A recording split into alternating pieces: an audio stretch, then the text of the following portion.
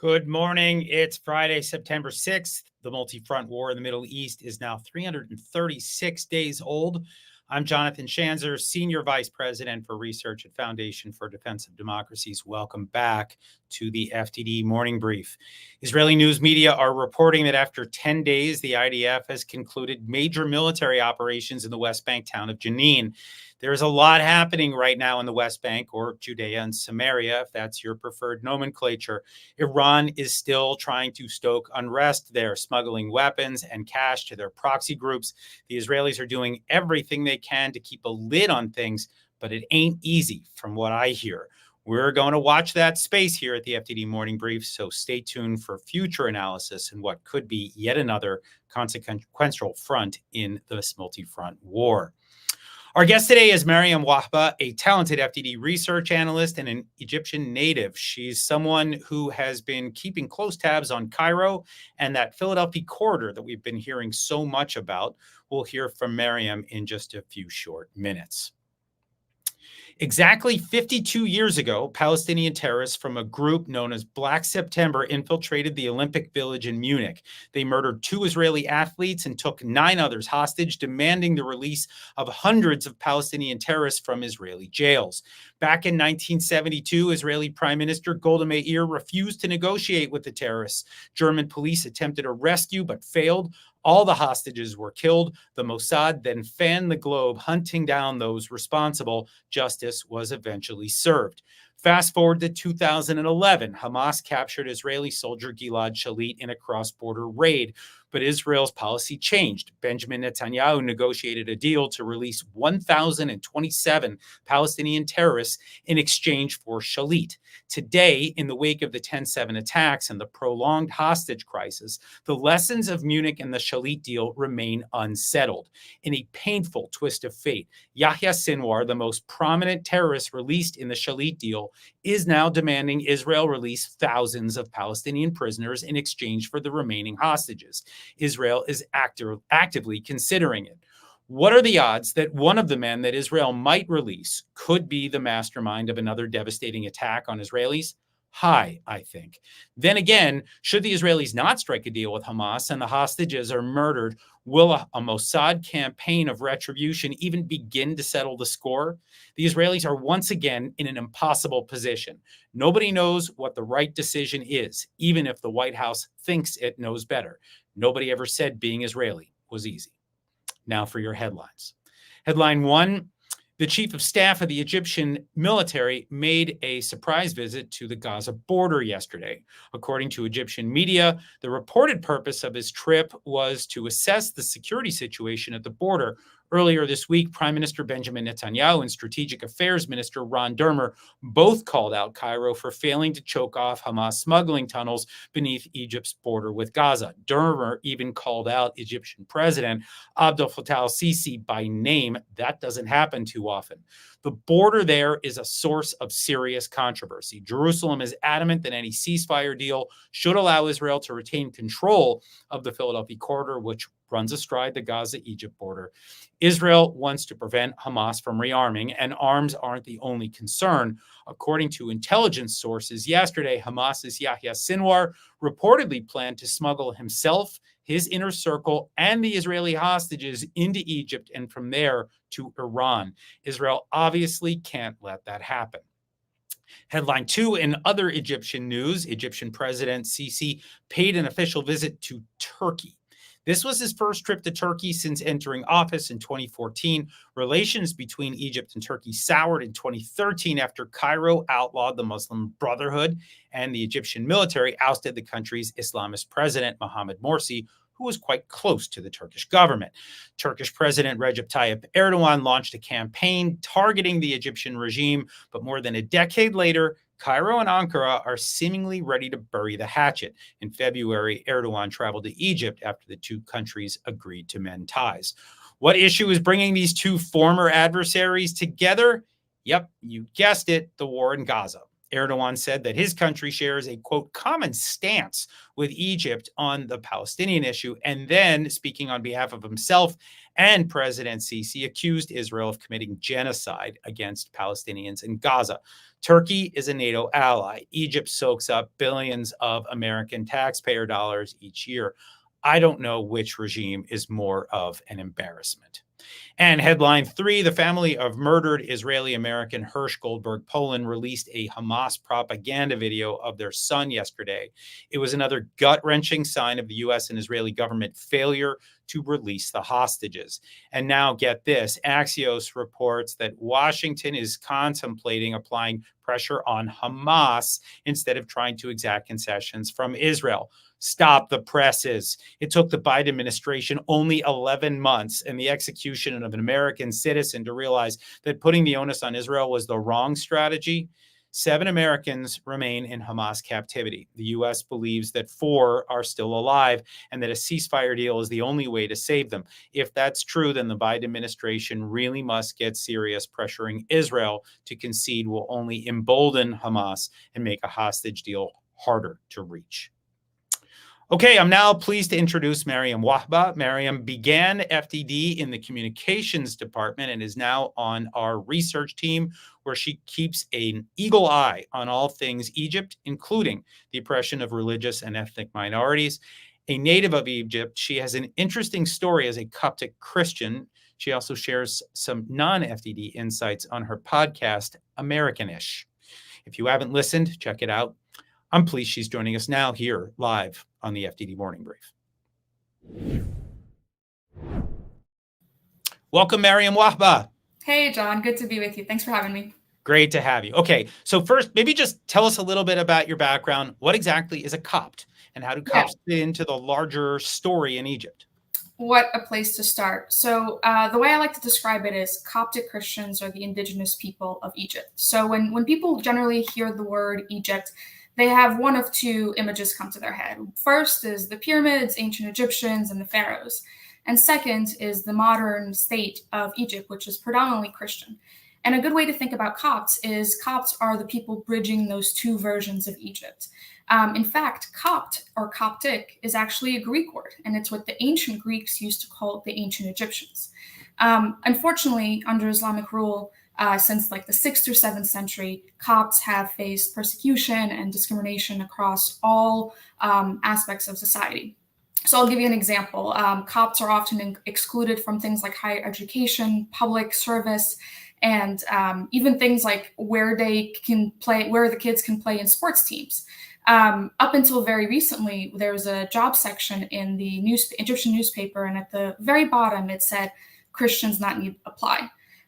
The Coptic issue is, of course, near and dear to my heart because it's my people. But more importantly, I look at the Coptic issue as sort of a litmus test for how Egypt is doing, how Egyptian society is performing. If you're curious as to what Egypt is up to, I would urge you to Google Coptic attack in Egypt and see when the last Coptic attack was. Was it a week ago, a month ago, a year ago? And generally speaking, that's a pretty good litmus test for how the rest of Egypt is performing. Yeah, amazing the way that segregation is sort of accepted there for Christians, and that's a serious issue. Help us understand now the Rafa issue. As we all know, Rafa and the Philadelphia corridor became a point of contention between the Israelis and the Egyptians back in May, maybe even before that. It's where large amounts of tunnels, not to mention hostages, have been found. But this is not new, at least not all of it. So maybe help us understand what's going on. Yeah, so as most people remember, Rafa was a point of contention for all parties involved, including the U.S. I distinctly remember the VP saying that she studied the maps and that the Israelis ought not to go into Rafa, and they did. And what we found is Rafa is the hotspot for tunnels. It's where the 6 executed hostages were found last week, unfortunately. And it's really become the focal point of negotiations. And more broadly, it's the Philadelphia corridor, which is the 14-kilometer dividing line between Egypt and Gaza. But to fully understand like what exactly is happening in Rafa, we kind of have to go back to the early 2000s when the first tunnels were found. And initially, it was reported that these tunnels will built by families, mostly to visit family members across Egypt into Sinai, and to smuggle common everyday goods. I remember this one story of KFC fried chicken being one of the most smuggled items from Sinai into Gaza. Of course, things took a turn when Hamas took over, and what happened is the building of these tunnels became expanded. They were building massive amounts of tunnels at a rapid rate, and KFC fried chicken turned into rifles and bullets. At the request of the Israelis, once they found out that these tunnels were being built at this rate and what they were being used for, they reached out to the Egyptians requesting help. The Egyptians and the Israelis have deep ties and have, whether it was publicized or not at certain points, worked together to take out ISIS, to take out the Muslim Brotherhood into Sinai, and to really secure that really important area for both parties. The Egyptians at the time obliged, and they led two major campaigns to take out the tunnels, one in 2014 and one in 2019. And I'll note that both of these times were after Sisi had come into power. In my view, what we're seeing right now play out is there's kind of two possibilities. First, Egypt was incompetent, and they thought they took out the tunnels, but they didn't, because we're seeing massive amounts of them continuing to be used by Hamas to rearm and resupply. Second, Egypt is complicit, and there's good amount of evidence to support that Egypt had either turned a blind eye to the smuggling and allowed Hamas to build them and to smuggle, or Hamas was operating right under Egypt's nose. There have been several reports that Egyptian officials on the Sinai side actually took bribes from Hamas and were involved in some of these smuggling operations. Yeah, and that's obviously deeply concerning. Would certainly be a sign that the Egyptians are not particularly good allies to Israel, maybe in violation of the Camp David Accords, which maybe we can talk about. But I will say, I remember when I first learned about these tunnels back in the early 2000s, talking to Israelis about this when the Israelis were still in Gaza, and they started identifying these tunnels, and they would detonate explosives on the Gaza side. Engineers would go in to destroy the tunnels. They would see plumes of dust and smoke coming out on the Egyptian side of the border next to military outposts. And that was back in the early 2000s. And I guess the question is, is that still going on here? We don't really know, but certainly the Egyptians seem to be digging in right now, and that is an interesting dynamic to watch.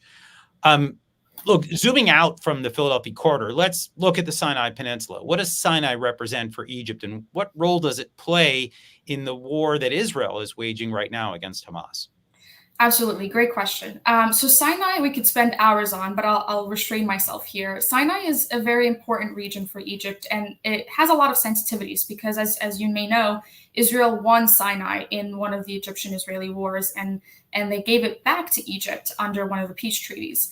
So there's a lot of sensitivities with the Egyptians when it comes to Sinai. Now, what does Sinai mean practically for Egypt?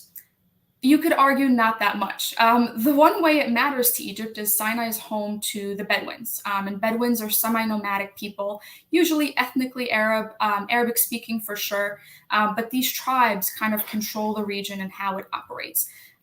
One would even assert that at some point, Egyptian President Abdel Fattah al-Sisi kind of handed the keys to the Sinai to these Bedouin tribes. I'll flag that the biggest tribe, Al-Tarabin tribe, is the largest in the region, in the Sinai region, and kind of controls how the other tribes operate. In the eyes of Egypt, this Sinai Union of Tribes is technically a non-governmental organization that partners with the Egyptian government for societal programs and development and whatnot. Realistically, the Sinai Union of Tribe is a paramilitary group. They are armed. They have large numbers of armed men. And in fact, the Egyptians came to their request, asking them for help when Sinai was a hotbed for terrorism, either by Muslim Brotherhood or ISIS. I'll flag one more thing here to note about Sinai, and it's this character Ibrahim Orogani. And he is a member of this Al-Tarabin tribe. In fact, he's the leader of the Sinai Union of Tribes, appointed by Sisi himself. And if that name sounds familiar, Probably because it is. A couple of weeks ago, he came into the picture as the owner of the companies that were charging Palestinian civilians upwards of $5,000 to be smuggled from Gaza into Egypt. He owns a million other companies, it seems like, and he's kind of become a prominent player in how we at FDD are beginning to understand Sinai and the relationship between Sinai and what's happening there and President Abdel Fattah el-Sisi.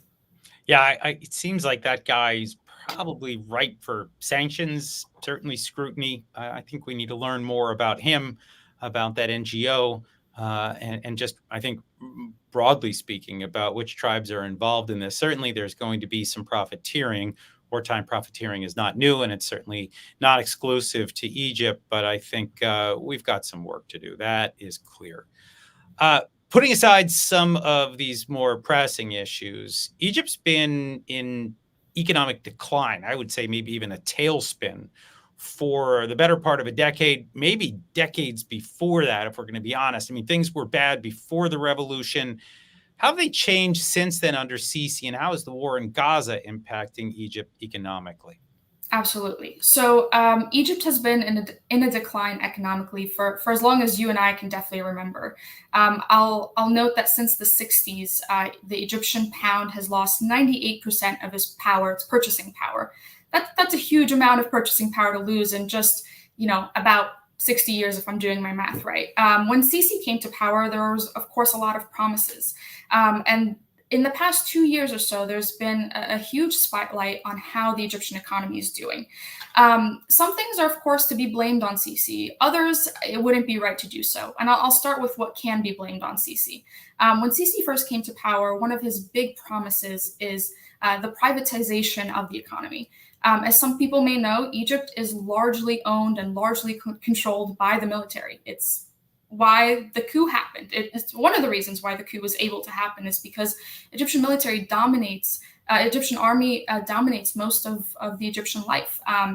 Egyptian military owns things like construction companies, contractors, this new city that Sisi was building by the military. And then we go down to the micro level, and it's things like hotels and supermarkets. Those are all owned by the Egyptian military. And because they're owned by the Egyptian army, there's no competition like there would be in a free market society. It was one of Sisi's big promises to force the army to sell shares in companies so that there would be more investment and more participation, civilian participation in the economy. What we've seen over the last few years is that he's really struggled to do that. And it really highlights this tearing between Sisi and the army. At one point, when he first came to power, they were indistinguishable. Sisi was the army and the army was Sisi. And him coming to power really tore those two apart. And we're seeing a power struggle here that's bound to play out in the next few years. So that's what we can blame on Sisi. Yeah, it's interesting too. I remember, I don't know, maybe just a few months ago, I remember seeing a quote from Sisi in the Egyptian press where he was calling on Egyptians to sacrifice how much food they ate in order to help the homeland. In other words, what he's decided to do is to not force the military to do what is necessary to help the economy. It looks like he's passing the pain on to the people. He's cutting subsidies to fuel and food, and that's obviously not going to play well. And then we have on top of that the fact that there's been, no tourism to speak of. It used to be a major moneymaker for the Egyptian economy. And now we've got the Houthi problem, which has cut traffic to the Suez. It just looks like just one disaster after another. And you've got to just be wondering where we're going. Got one more question for you, Mariam. There's been some accusations from the Egyptians that the Israeli presence at the Philadelphia corridor or in Rafa, that it violates the Camp David Accords, that peace agreement that we talked about from the late 1970s. At the same time, I do hear others accusing Egypt of possibly violating the accords by letting Hamas build and operate tunnels. You've looked into this. You've looked at the text. What do you make of it? Yeah, so I'll take one step backward and I'll mention that the Camp David were a series of two political agreements signed by Egyptian president at the time, Anwar Sadat, and Israeli Prime Minister Menachem Begin in 78. And these two sets of statements led to the Egyptian-Israeli peace treaty later the next year in 1979. I'll note that Sadat was actually assassinated because he made peace with Israel. But now back to the peace treaty. So we at FDD have been combing through these texts, and others have been doing the same to kind of validate or invalidate these Egyptian claims. And we stumbled on something pretty interesting. So I'll bring your attention to Article 3, subsection 2 of the Egypt-Israel Peace Treaty. And it reads as follows. Each party undertakes to ensure that acts or threats of belligerency, hostility, or violence do not originate from and are not committed from within its territory, so on and so forth. Now, I don't know about you, John, but it seems like letting Hamas build tunnels between Gaza and Sinai are in clear violation of this clause. Whether Egypt knew about it or not is a secondary question, but there's a clear violation here. Tend to agree, and I tend to think that we're going to need to hear from Avril Haines, the Director of National Intelligence, the Office of National Intelligence. I think we're probably going to need to hear from Congress on this too. So I guess for those watching or listening at home, stay tuned. We're going to be tracking that. Thank you, Mariam Wahba, for joining us live today on the FDD Morning Brief. Thanks, John. All right. There's an up-and-coming star at FDD. Love to have that on the program. Okay, here's what FDD has on tap for you today. My colleague Hussein Abdul Hussein has a blistering piece in the Allgemeiner criticizing UN Secretary General Antonio Guterres. Hussein argues that Guterres' demand for Israel to make concessions, believing this will end the violence, is at best naive, despite Israel's repeated concessions from the 1993 Oslo Accords to the 2005 withdrawal from the Gaza Strip. The result has been increased terrorism and attacks on Israeli citizens, culminating in the October 7th slaughter. In his column for the Washington Times, FDD founder and president Cliff May says that America's war is with itself. This is the thrust of former National Security Advisor, Lieutenant General retired H.R. McMaster's new book. Cliff emphasizes McMaster's point that while Trump's presidency was undoubtedly marked by chaos, it introduced long overdue correctives to unwise policies that President Biden has since reversed. He rightly notes that the National Security Advisor in the next administration will face unprecedented challenges as the internal and external wars facing the United States rage on. And finally, check out my colleague Seth Frantzman's latest in the Jerusalem Post, where he underscores Hamas's close coordination with Iranian regime media as they release the pre-execution videos of those 6 Israeli hostages, one by one, the ones that were murdered last weekend. Interesting to note is how the Islamic Republic seeks to milk these propaganda videos to feed its twisted agenda. Disgusting, but predictable. Okay, that's going to be a wrap for today. Read our expert analysis on our website, fdd.org. Read our quick takes on X at FDD, and support our work with a tax-deductible donation at fdd.org/invest. The FDD Morning Brief is back on Monday, so tune in, would you? Until then, I'm Jonathan Schanzer, signing off for FDD.